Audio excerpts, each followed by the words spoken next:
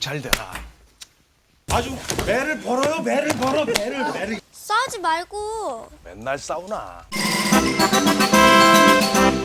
잘 나가고 있던 고구려의 팽창 정책이 값진 외란을 계기로 멈춰서게 됐습니다. 후연을 공격했었던 것도 다 실패로 돌아갔죠.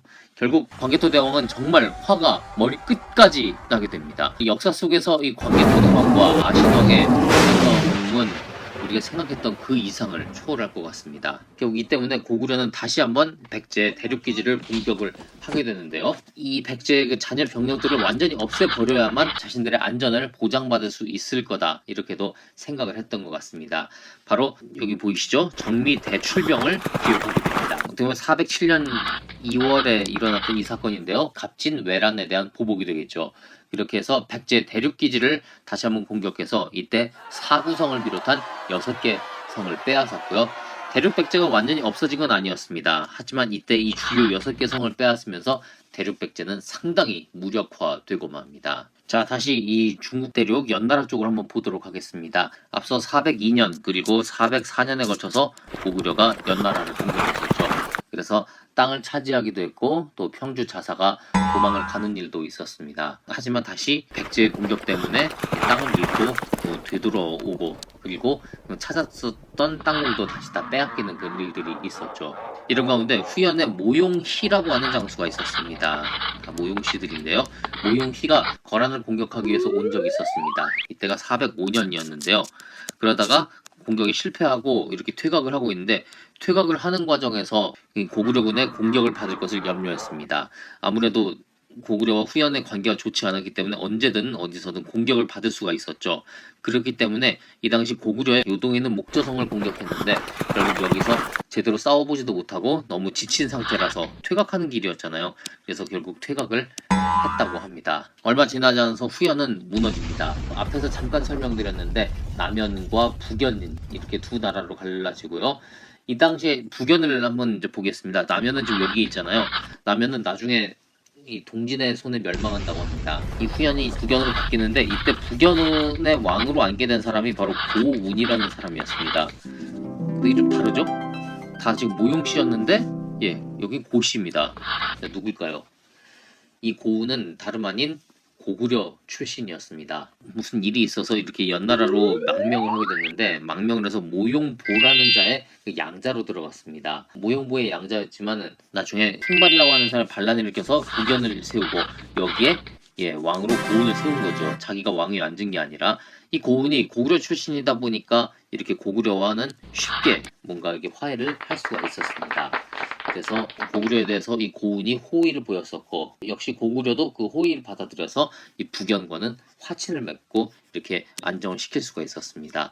마치 소수림왕 때 전진과의 관계와 그 비슷한 그런 형태를 갖게 됐습니다. 수많은 전쟁 백제 또 위로 여기 지금 뭐 숙신 뭐 이런 데도 나옵니다만은 광개토 대왕은 웬만한 전쟁들을 이때쯤에 마무리를 짓게 됩니다. 네, 이상의 광개토 대왕에 치렀던 그 전쟁에 대해서 많은 설명을 했었는데요. 자, 이상의 내용들이 다 어디에 나와 있느냐? 물론 삼국사기에도 기록이 되어 있지만은 여기 보시는 것처럼 광개토 대왕비, 정식 명칭으로는 국강상 광개토 경평안 호태왕비 라고 명칭이 되어 있습니다. 이 다음 왕이었던 장수왕이 아버지의 업적을 기리기 위해 남긴 비석이었는데요. 그러니까 어떻게 보면은 광개토 대왕이 또 수많은 그런 업적이 있기도 했지만 자식을 잘 만났기 때문에 이런 업적이 세세로 이렇게 남겨지는 것이 아닌가 생각이 듭니다.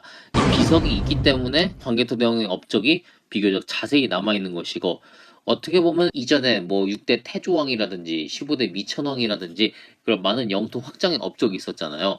하지만 그런 삼국사기에 나타난 기록이 전부인 반면에 광개토 대왕은 더 자세한 기록이 있어서 우리가 이것을 또 드라마로도 만들 수 있고요. 다른 왕들에 비해서 자세히 살펴볼 수 있는 것 아닌가 생각이 됩니다. 자, 높이는 무려 6.39m. 지금 보면은 최소한 그래도 아파트 2층 이상 정도의 높이가 되는 것 같은데요. 동명성왕에서 대문왕가 나라가 처음 생겼을 때 그 업적을 기록했고 또 여기에 장수왕 입장에서 자신의 아버지인 광개토 대왕의 업적을 아주 자세하게 기록을 했습니다. 414년 장수왕 때 건립이 됐는데 이후에 발해 때까지는 여기가 계속 발해 땅이었기 때문에 잘 보존이 돼 있었습니다. 하지만 발해가 멸망하고 나서 여기가 완전히 중국 땅으로 넘어가면서 사람들에게는 잊혀졌죠. 그리고 발해가 거란, 그러니까 요나라의 손에 망했는데 이후 다시 요나라가 망하고 여진족의 금나라가 들어서면서 금나라가 건국된 이후로는 금나라 왕조의 비석으로 인식이 됐다고 합니다. 이 뭔 개소리야! 이때부터 역사 왜곡, 역사를 도둑질하는 중국 사람들의 그 버릇이 여기서부터 나온 거 아닌가 싶은데 도둑이 그럴 수도 있지. 그러면서 이 금나라 왕조의 비석으로 인식이 되고 사람들의 주권까지 금지시켰다고 합니다. 그러니까 마치 자신들의 업적인 것처럼 포장을 해놓은 거죠. 남의 그 비석을 훔쳐서. 그러다가 오랜 세월이 흘러서 19세기 이곳에 청나라가 있었는데 청나라가 이곳에 출입금지를 이렇게 풀고 그냥 놔뒀다고 합니다. 사실상 방치된 상태로 계속 있었고요. 그러다가 한 농부에 의해서 이 비석이 다시 발견이 됐고 때가 이제 19세기 말 이랬는데 중국과 일본이 경쟁적으로 연구에 돌입했다고 합니다. 그러면서 또 탁본에 막 글자까지 이 탁본을 새긴 거잖아요. 근데 탁본에 글자까지도 막 변조하고 이렇게 됐대요. 아주 매를 벌어요. 매를 벌어. 매를. 일본이나 중국 학자들이 막 손대지만 않았더라도 좀 더 제대로 연구를 할 수 있지 않았을까 싶은데 좀 안타까운 부분이 되겠습니다. 자, 이 당시에 여기 보면은 우리가 앞에서도 잠깐 이야기했습니다만은 뭐 몇몇 용어들을 통해서 이 고구려의 그 영토 확장과 또 자신들의 그 자부심, 좀 심하게 말해서 이런 자만심을 이렇게 엿볼 수가 있는데요. 몇 가지 용어만 좀 살펴보도록 할게요. 여기서 가장 눈에 띄는 용어가 바로 백잔인데, 우리 백제를 뜻하는 백에다가 일단 이 잔만 봐도 약간 그 느낌이 오지 않습니까? 무슨 잔당들, 잡것들 이런 느낌인데 굳이 좀 해석하면 어감이 백제 놈들 뭐 이런 식으로 좀 해석을 할 수 있을 겁니다.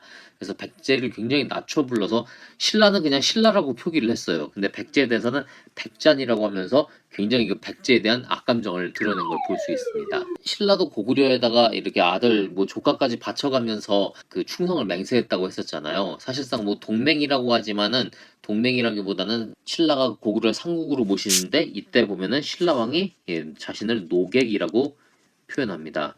근데 이 노객이 종노자예요. 종노자에다가 그 손님 그 객자를 한 건데, 그러니까 나는 당신은 노예입니다. 그리고 노예이면서 손님도 아주 그냥 낮은 그런 비천한 손님이다 하면서 이렇게 자신을 낮추는 표현이라고 할 수 있는데, 이 신라에서 이렇게 표현을 쓴 게 아니라 고구려가 이런 표현을 썼어요. 고구려는 나중에 병신대원정으로 백제를 침공하고 아신왕을 무릎 꿇리면서도 이 노객이란 표현을 썼습니다. 그래서 아신왕이 노객으로 살겠습니다라는 표현이 여기에 나옵니다. 뭐 실제로 신라의 왕이나 백제의 왕이 광개토 대왕 앞에서 그런 표현을 썼을 수도 있지만은 무엇보다 그런 자존심을 더 강하게 표현하기 위해서 이런 표현들을 썼던 게 아닌가 싶습니다. 여기 보면은 뭐 백잔과 신라는 뭐 옛날에 우리의 속민이었기 때문에 조공을 해왔다. 뭐 좀 너무 거짓말이 첨가된 것 같고, 뭐 옛날부터 뭐 우리의 속민이었기 때문에 식민지 백성이었기 때문에 알아서 조공을 해왔다 이렇게 표현을 하고 있는데 좀 심한 표현인 것 같고, 아무튼 이 당시에 광개토 대왕이 백제와 신라를 확실하게 눌렀던 것만은 맞는 것 같습니다. 신라 같은 경우에는 매가 쳐들어왔을 때 고구려의 원병을 청하면서 왕의 지시를 듣고자 한다라는 그런 표현을 썼다고도 여기 비석에 기록이 되어 있습니다. 정말 설마 이렇게까지 표현을 했을까라는 생각이 드는데 그만큼 광개토 대왕 비에 나온 고구려의 그 의식이 어땠는지를 보여주고 있습니다. 광개토 대왕은 즉위 후 약 15년에 걸쳐서 이렇게 계속적인 전쟁을 해왔습니다. 이 과정에서 수많은 그런 희생도 있었을 거고 국력의 소모도 있었을 거예요. 이제 어느 정도 변방을 뭐 백제도 그렇고 매도 그렇고 뭐 신라는 이미 속국처럼 숙이고 있었고요. 또 북방에 있었던 뭐 후연이라든지 이런 나라들도 다 안정을 시켜놨습니다. 광개토 대왕이 싸움만 했던 것은 아니었습니다. 이렇게 15년에 걸쳐 싸움을 하고 나서는 주변국들을 다 안정을 시켜놓은 다음에 내치에 집중을 하게 됩니다. 아까 405년쯤에 모든 전쟁이 끝났다고 했었죠. 물론 그 뒤로도 전쟁이 없지는 않았습니다.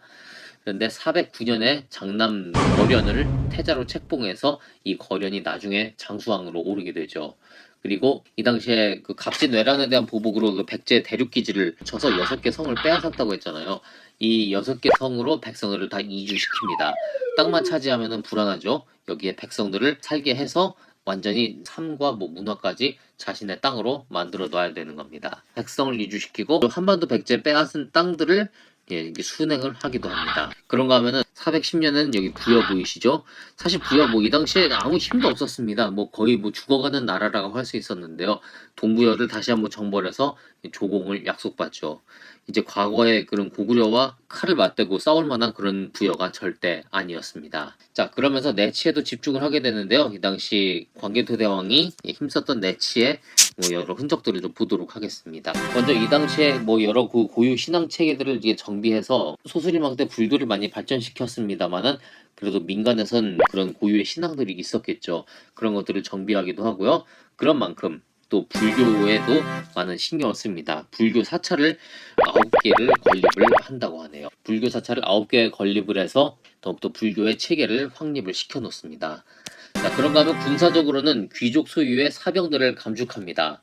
보통 왕권 강화를 위해서 시행하는 것들이 사병을 혁파하는 일인데요. 고려 때도 그랬고 또 조선 태종 때도 이렇게 사병을 혁파한 적이 있었습니다. 그것처럼 귀족들이 소유하고 있던 사병을 감축해서 국가의 군대를 증강했죠. 그런 만큼 이 힘들이 백제라든지 외라든지 또 후연을 격파하는 데 많은 도움이 됐을 겁니다. 그런가 하면은 광개토 대왕비에 보면은 선단을 이끌고 가서 백제를 정벌했다. 이렇게 배를 이끌고 가는 것이 있는데 그만큼 해군이 뒷받침되지 않으면은 안 되는 그런 전쟁이었습니다. 광개토 대왕은 이렇게 해군을 더 육성하기도 합니다. 그런가 하면은 왕실의 법령을 정비한다든지 이전에 소수림왕 때도 이렇게 율령을 반포한 적이 있었습니다만은 왕실이라든지 또는 이 수묘인이 뭐냐면은 무덤을 관리하는 사람들입니다. 수묘인에 관한 법령들을 정비한다고 합니다. 광개토 대왕이 재위 기간 동안 보여줬던 대원정은 정말로 삼국뿐만이 아니라 또 동아시아의 여러 그런 국제적인 관계에 많은 변화를 가져다 주었습니다. 특히 삼국에서는 이 문화적인 이걸 일체감을 강화시켰고 이 전쟁들을 통해서 물론 백제와 신라 입장에서는 기분이 좋지는 않았을 겁니다. 하지만 우리가 한 나라의 한 민족이다라는 그런 의식이 조금씩 생겨나기 시작합니다. 고구려가 한반도로 많은 영향을 뻗치면서 생겨나게 된 현상이었죠.